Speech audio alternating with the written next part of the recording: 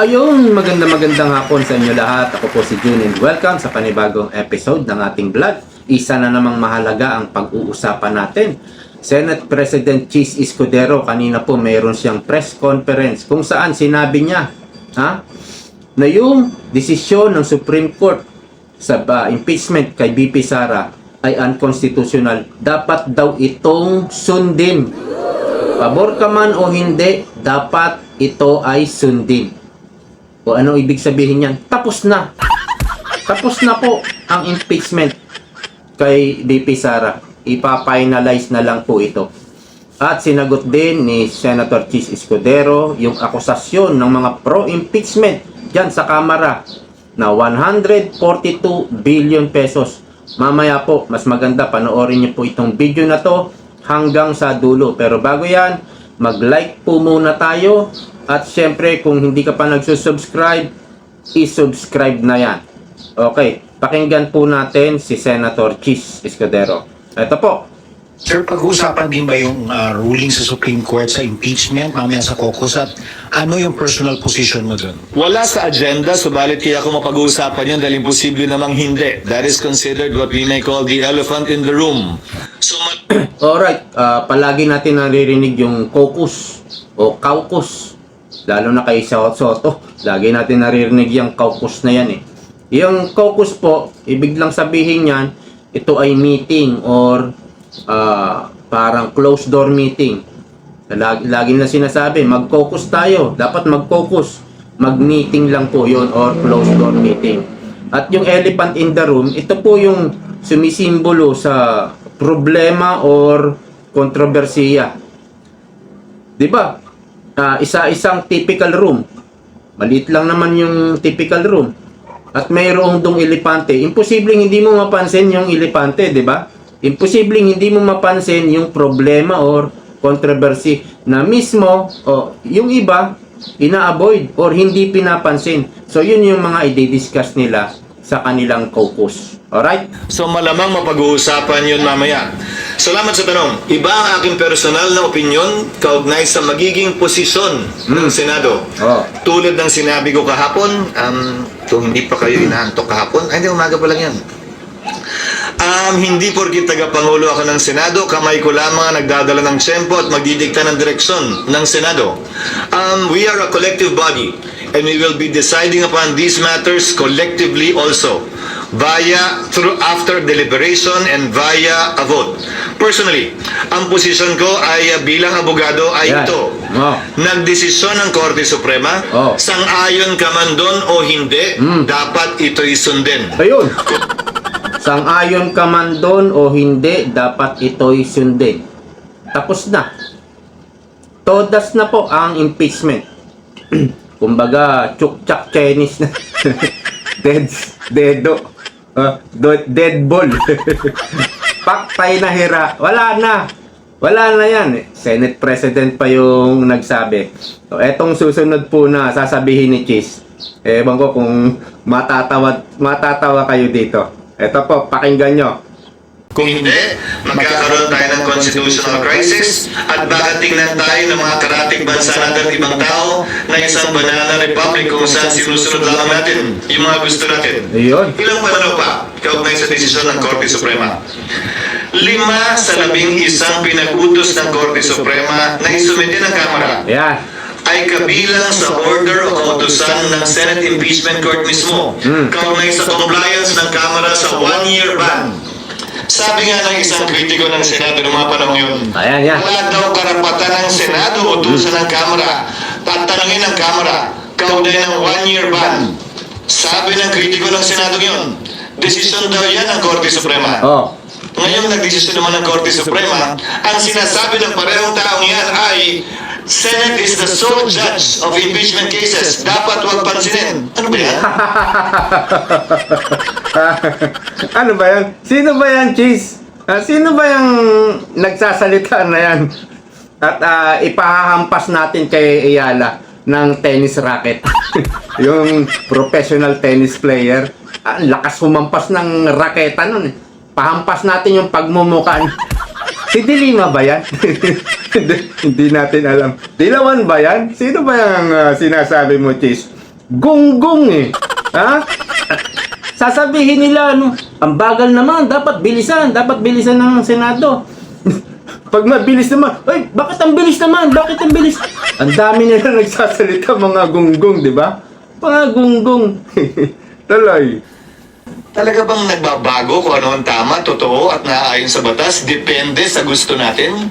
Oh. Hindi ba dapat? Ano man ang gusto natin, dapat ang sundin natin ay ang batas at saligang batas at ayon sa konstitusyon. Korte Suprema lamang ang bukod tanging may kapangyarihan magbigay buhay at mag-interpret ng ating saligang batas. Ito ay pagpapasyahan namin pero wala ako nakikitang rason at dahilan personally para hindi namin sundan at sundin ito. Maliwanag ang desisyon ng Korte Suprema. The impeachment complaint is null and void ab initio. Ab initio meaning from the beginning. Nakasaad din sa desisyon ng Korte Suprema, hindi nagkaroon mulat-mula ng jurisdiction ang Senado doon sa impeachment complaints dahil sa paglabag sa Bill of Rights, particular due process of law. Pangatlo, sinabi din ng Korte Suprema, immediately executory ang desisyong ito. Ngayon narinig ko pinag-uusapan ng ilang mga bagay, kaugnay ng reconsideration, kaugnay ng pag-file ng pag-apply ng ilang mga prinsipyo sa batas, kabilang ng Doctrine of Operative Fact, pero hindi natin maialis na alam ng Supreme Court ang lahat ng ito. Ang Doctrine of Operative Fact, Korte Suprema mismo ang nagbaba niyan bilang exception sa null and void ab initio ruling nila sa mga nagdaang kaso. So kung nais nilang gamitin yan, edi ginamit na sana nila dito. Pangalawa, tapusin ko lang. At pangalawa, kaugnay sa paglabag ng due process, kinlaro din nila yon na kapag ka-violation ng due process ang pinag-uusapan, ay wala na tayong pwedeng i-review o ibalik pa dahil nawala na ng jurisdiction mula sa simula ang anumang korte o husgado ayon sa majority at unanimous decision ng korte. Yes. Pag-uusapan niyo yan nang nakakonvene kayo as impeachment court o pwede po sa plenary, ma'am? Personal ko ding opinion ito pero ang masusunod dito ay ang mayoriya. Nakalagay kasi sa sa desisyon ng Korte Suprema, walang jurisdiction ang impeachment court. Okay, ito naman yung sarili kong opinion, ano? Kapag sinabi ng Supreme Court, walang jurisdiction ang Senate Impeachment Court. Ibig sabihin, kapag nag-convene pa sila nito, ano na yan eh, impeachment trial na yung ginagawa nila eh, once na nag-convene sila eh, or impeachment processing na eh. Pag nag-convene kayo, sinabi na nga, walang jurisdiction, baka magkaroon pa ng question ang gagawin ng Senado. Tuloy. Walang jurisdiction ng Senado. Nadinggin pa ang mga articles of impeachment. Naalala nyo, bago kami nag-convene, binasa yung articles of impeachment, at least in dulo man lang, bago kami nagka-jurisdiction. Yes. Ang sinasabi ng Korte Suprema sa desisyon nila ngayon ay unconstitutional yung articles of impeachment. Kaya walang jurisdiction yung Senado.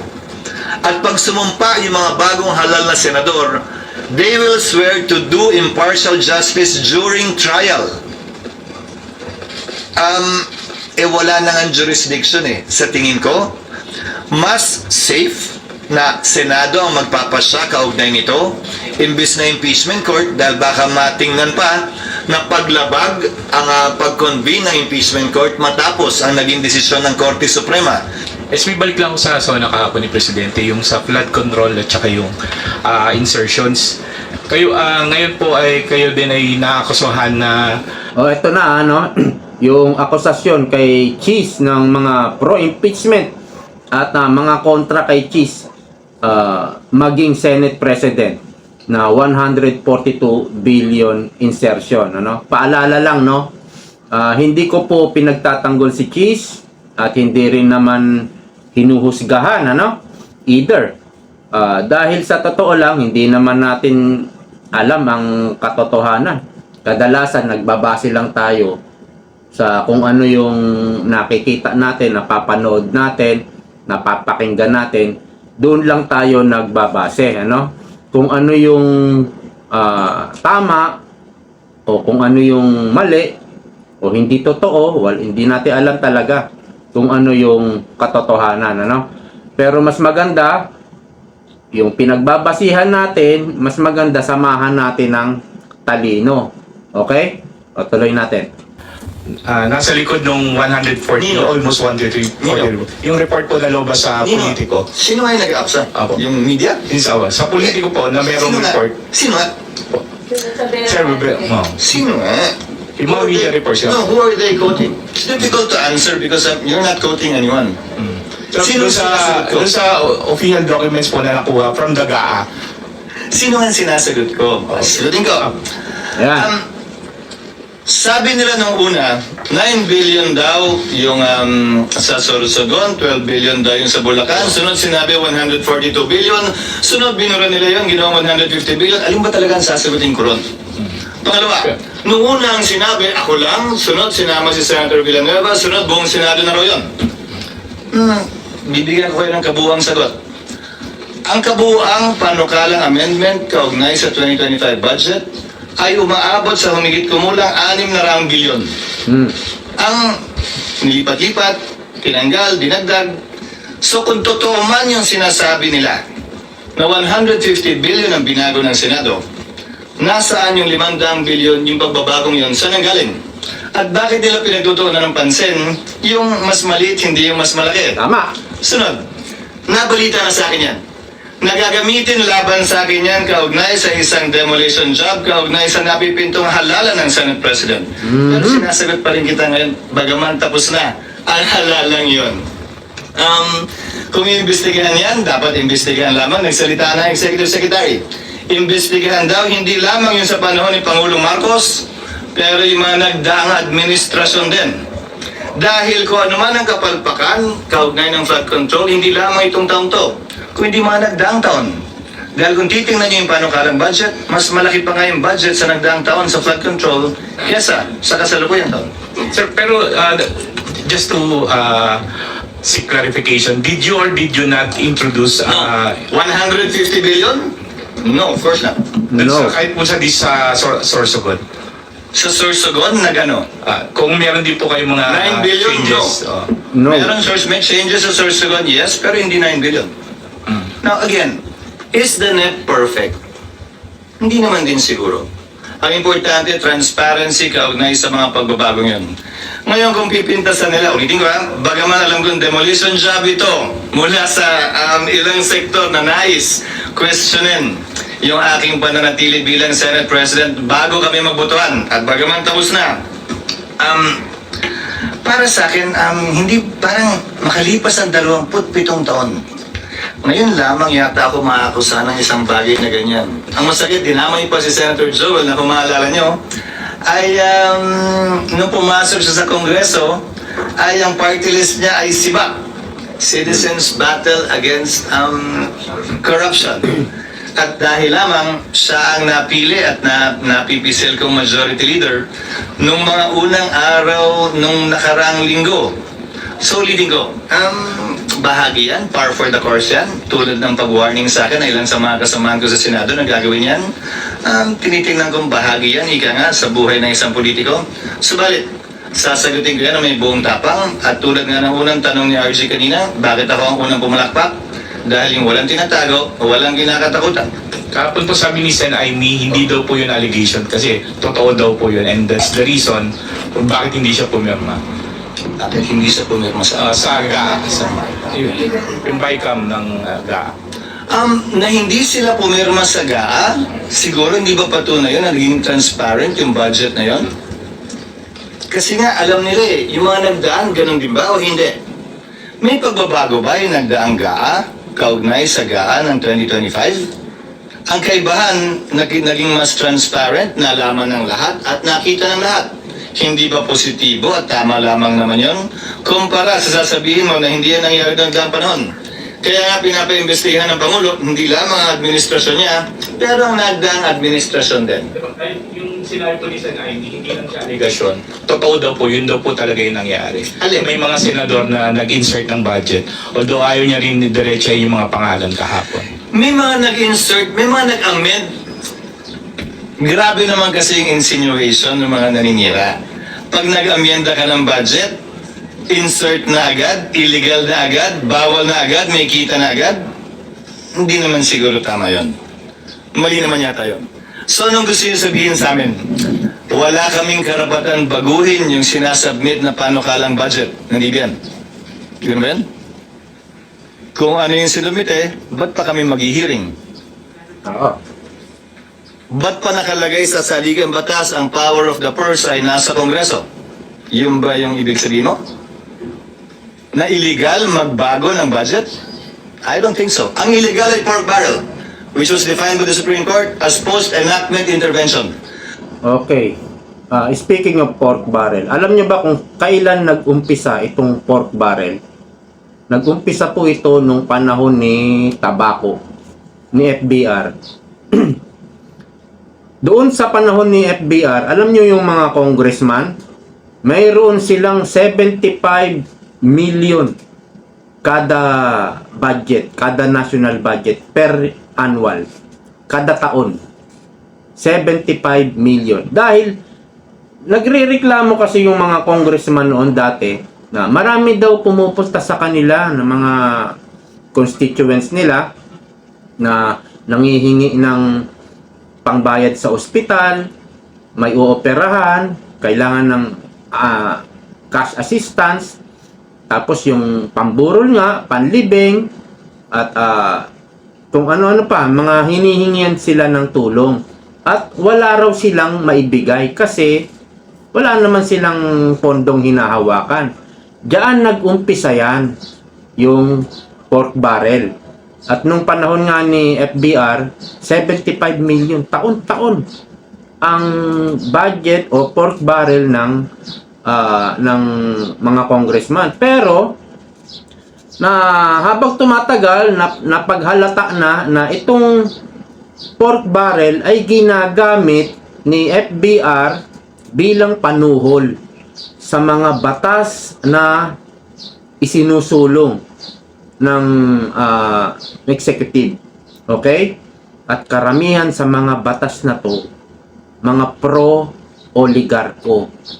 Kaya kaya naging makapangyarihan din yung oligarko. Kaya yung mga manggagawa, mamamayan, lugi sa mga nagawang batas na pabor sa oligarko.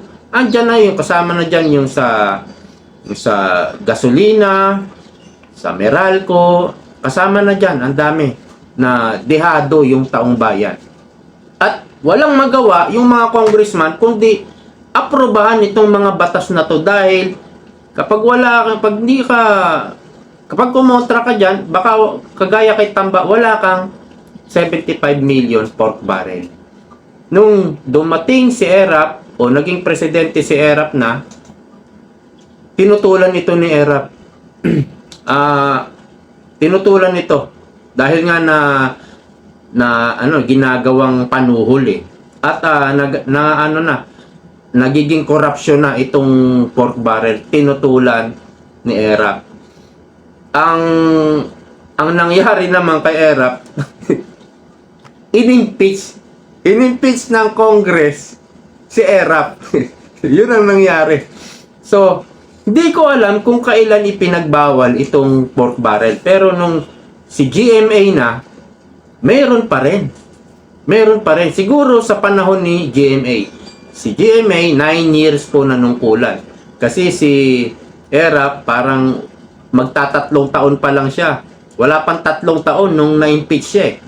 Nung pumalit si GMA, at natapos yung 6 years, kasama nung termino ni Erap saka ni GMA 3 taon. Kaya atas tumakbo ulit si GMA, nanalo ulit. Kaya 9 years si GMA nanungkulan na bilang presidente. At nung panahon na ni Noynoy Aquino, bawal na po yung pork barrel doon. Pero kahit bawal, ginawa ng paraan. Kagaya po ng administrasyon ngayon, diyan sa Kamara, sa Executive, kahit bawal na, 'di ba, yung sin tax law nga. Excuse me po. yung syntax law, naka-earmark na sa PhilHealth. 'Di ba? Ang ginawa hindi nilagyan yung PhilHealth. Kinuha pa rin yung para sa PhilHealth. Ito yung sinasabi ni Cheese na 600 billion. Ang napapansin nila yung 150 billion. Yung yung 450 or 500 billion, hindi nila napapansin. Dapat imbestigahan lahat yan.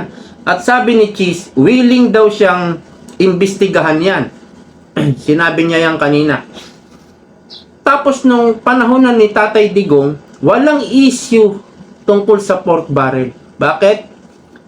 Binibito yung mga insertion nila Drilon, nila Gordon. Ayan yung mga senador niyan eh. Ang Senate President nga, naging Senate President si Drilon. Panghuli na lang si Soto nung naging Senate President. Parang 3 years yata sila.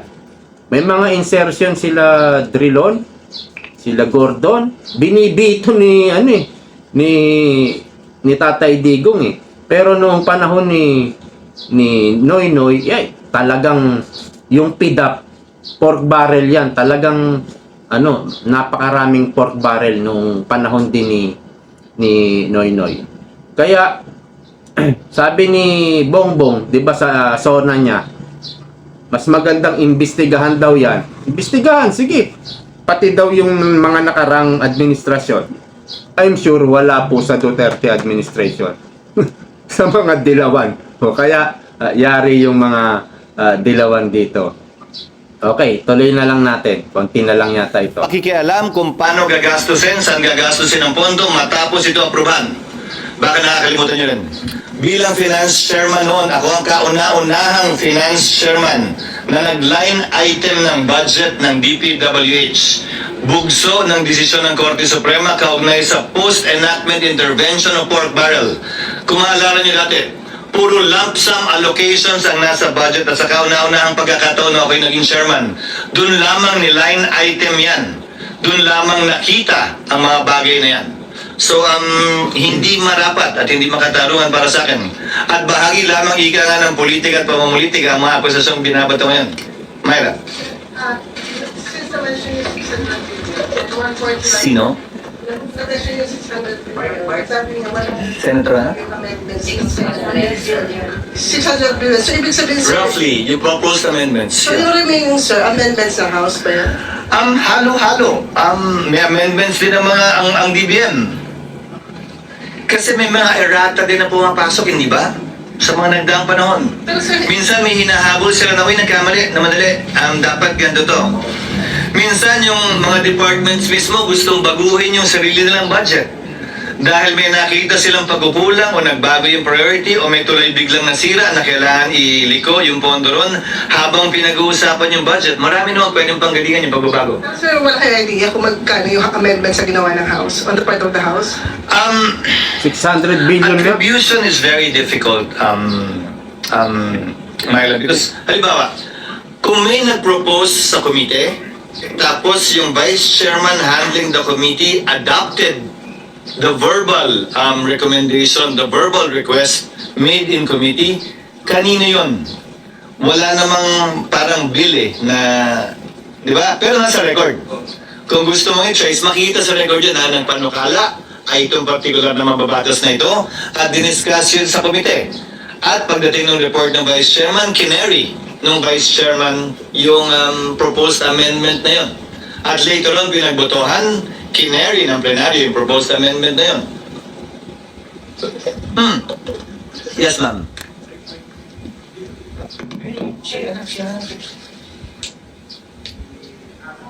Sir, related din po sa budget insertions. Itatanong ko lang po, another Politico report also Parang surfaced. favorite niyo yun. Ayan. It's a CCTV footage po showing Ito. na bumisita po kayo sa Batasang Pambansa toward the office of House Speaker Martin Romualdez. Sa kasagsagan daw po ito nung usapan sa national budget. Maybe no, sir, kung ano po yung purpose nung... Malamang galing din sa kanila yan dahil ang paninira na na-trace naming paninira laban sa amin ay nanggaling nanggagaling din sa Kamara. Yun. Hindi nga lang siguro 2 beses ako bumisita, pero hindi sa tanggapan ni Speaker Romualdez. Oh. Sa tanggapan kung saan, sa opisina kung saan isinasagawa ang BICAM. Yun. Na pinag-usapan din naman nung Bicameral Conference Committee meeting kami. Para tiyakin na ayos yung trabaho ng staff, para tiyakin na nagpapatuloy ng walang problema. Yun. Again, these are insinuations that you are merely carrying, coming from those who want to politicize that particular instance. Pag hindi naman namin ginawa yung trabaho namin, edi issue din. But what are they insinuating? Tapos sir, follow up I'm asking, what are you insinuating? What are they insinuating na nagpunta ron? So, bawal na rin magpunta at gawin ang trabaho bilang BICAM member? Yun. Bawal bilang Senate President tingnan kung ayos yung staff na gumagawa ng BICAM. May insinuation agad na mali, hindi naman siguro tama yun. You made sure though that you made sure na yung mga changes as you proposed, Again, that is an allegation wrought with malice. At ulitin ko, sino yung nagsabi? Kayo naman, panay yung pasagot niyo sa akin sa mga anonymous report na naman. Report nino. Kanya kinuha yung report. At sino nagsabi? No, answer me. Sino? No. Sino nga yung kino-quote ng report? Hindi mo pwedeng wala, di ba? Again, this is clearly a PR job. Although it is, and I notice, sasagutin pa rin kita. Kasi wala naman akong tinatago eh. Ayun. Wala daw tinatago si Senator Cheese at willing siyang imbestigahan ito. Hindi lang dito sa administrasyon ni BBM, pati sa nakaraang administrasyon. Ang paniwala ko, Noy administration yan, ano? So, ang paninira ay galing sa Kamara. Sila yung may malaking insertion. Tapos, yun yung ipang-aatake nila sa iba na nag-i-insert daw. Totoo man o hindi, may kinalaman pa rin ito sa impeachment ni VP Sara. Dahil tunggalian po kasi ng ng Senate President. Nanalo na si Cheese. Kaya sabi niya baka mawala na tong issue na to. Doon lang yan eh. Gusto nila iba yung maging Senate President para siguro sunod-sunuran sa Kamara, sunod-sunuran kay Tamba. Bakit pinipilit nila ang impeachment kay VP Sara? Pwede namang next year.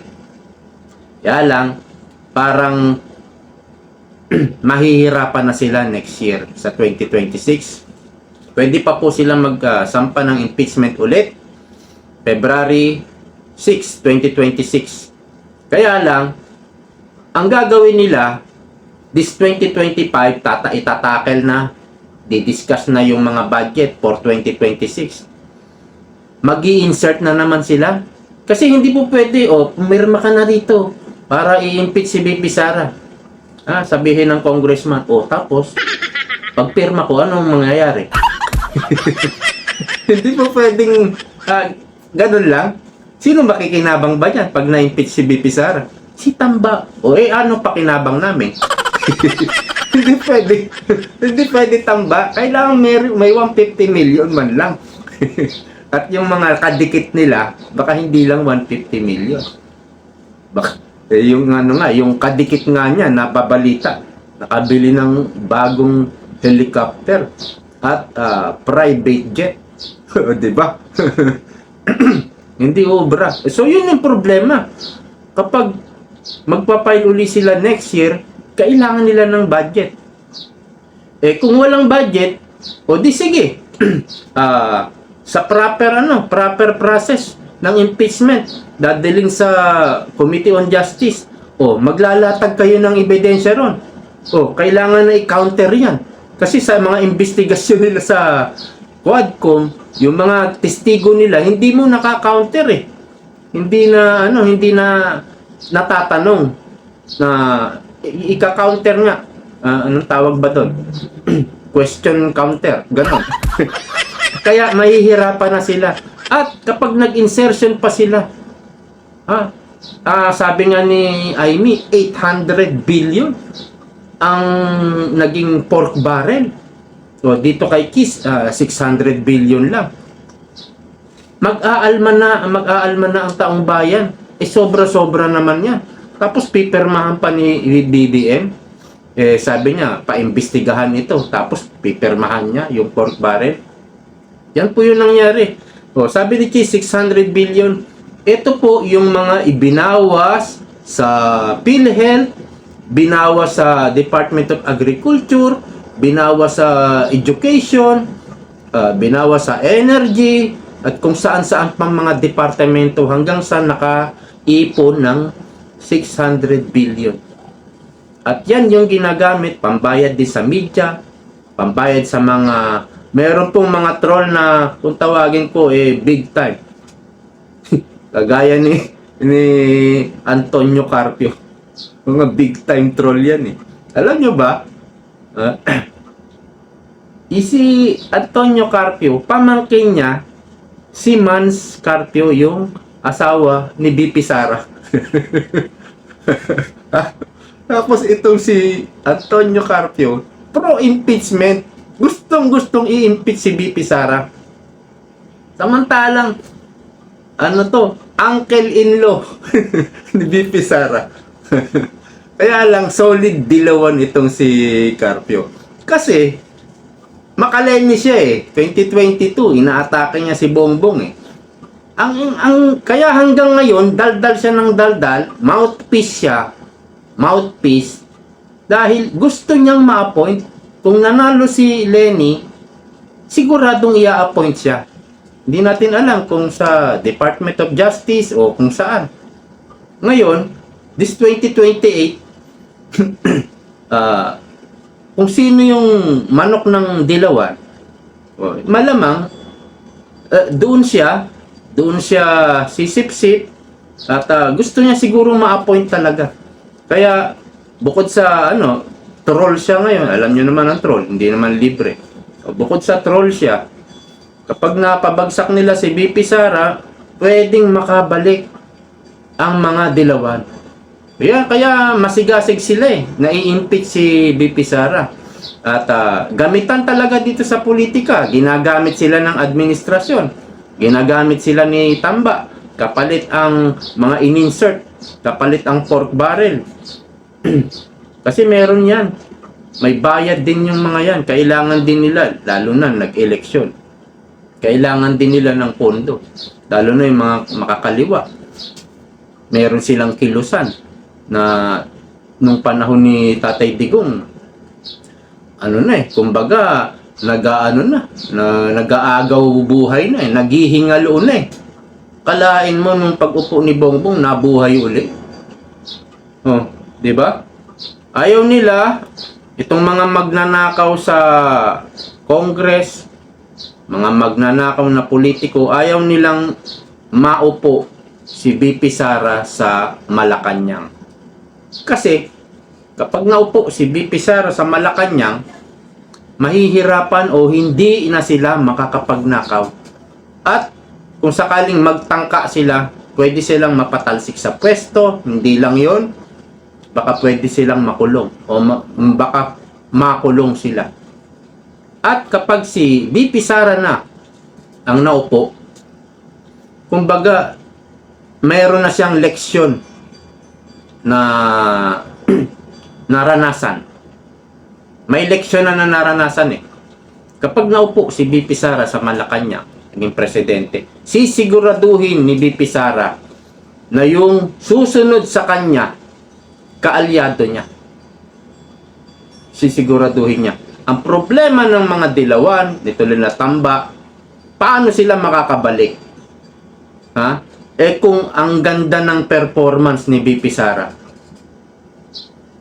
Sila kasi puro corruption Puro corruption. Kaya kailangan nila ng budget para pantapal Pantapal sa mga corruption nila Andyan yung mga gagawa sila ng issue, sabong, tanim sako, tanim buto.